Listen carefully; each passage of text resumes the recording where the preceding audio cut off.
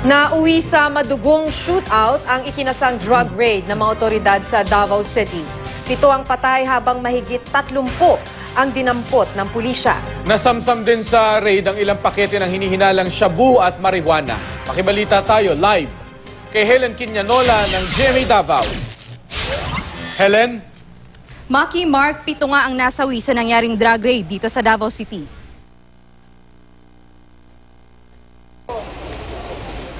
Sinalakay na pinagsama-samang pwersa ng Philippine Drug Enforcement Agency, Criminal Investigation and Detection Group Region 11 at Davao City Police ang 26 na bahay sa Barangay Ilang dito sa Davao City. Ang mga naturang bahay, sangkot umano sa kalakaran ng iligal na droga. Target ng mga otoridad ang mga bahay na tinitirahan umano ng mga sangkot sa illegal drug trade.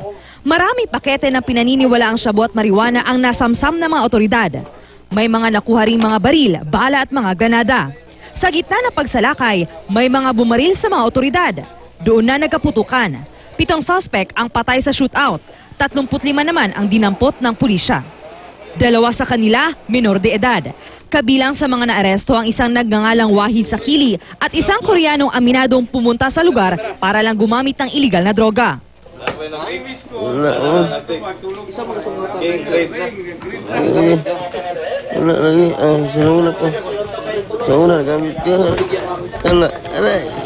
Jadi house shabu.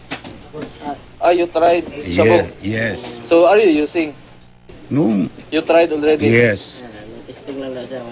Are you used already? Yes. Ayon sa pulisya, desididong manlaban ang mga aarestuhin lang sanang suspect kaya wala na silang nagawa kundi gumanti. Actually, this is the mandate of our city mayor to really read out Davao City with illegal drugs. No? So kung makita ninyo sa gunso ng atong operation since December, matagal na raw under surveillance ang lugar. Itong mga information ay pinagsamang information galing sa DCPO, CIDG at PDEA. Itong sa DCPO, meron silang isumbong kay CD. Ito yung sa CIDG, maraming taga CIS. Yung sa PDEA naman, may mga nagre-report sa Facebook at saka sa hotline. So this is a product of months-long surveillance. So itong mga targets natin ngayon, matagal na itong targets dito. Bukod sa Barangay Ilang, marami pang ibang lugar sa lungsod ang minomonitor na ngayon ng mga otoridad dahil din sa kalakalan ng droga. Nagbabala rin sila sa iba pang sangkot sa iligal na gawain.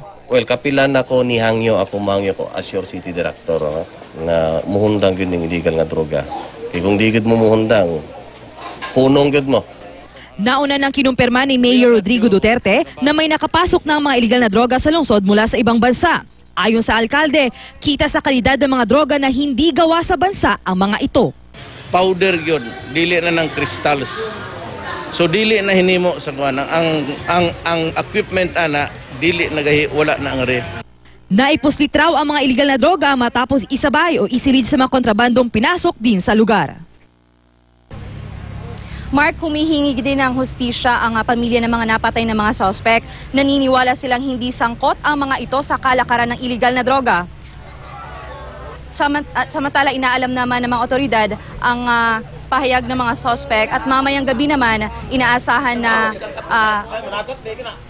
sasalubong ni Mayor Duterte ang mga suspect. At yan muna ang latest mula dito sa Davao City. Helen Quinanola, Nagbabalita, Pilipinas.